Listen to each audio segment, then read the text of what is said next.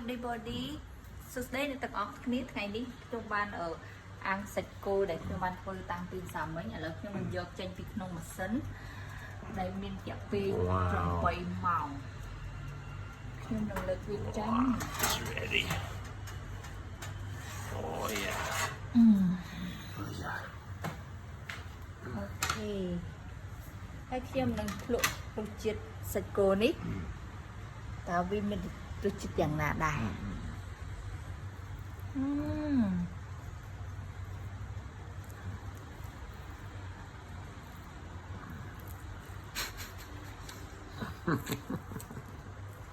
Good. Good. Yeah. សាច់គោនេះយើងអាចញ៉ាំជាមួយប៊ីយ៉ាក៏បានស្រាក្រហមក៏បានអញ្ចឹងអរគុណសម្រាប់វីដេអូរបស់នាងខ្ញុំហើយកុំភ្លេច Subscribe និង Like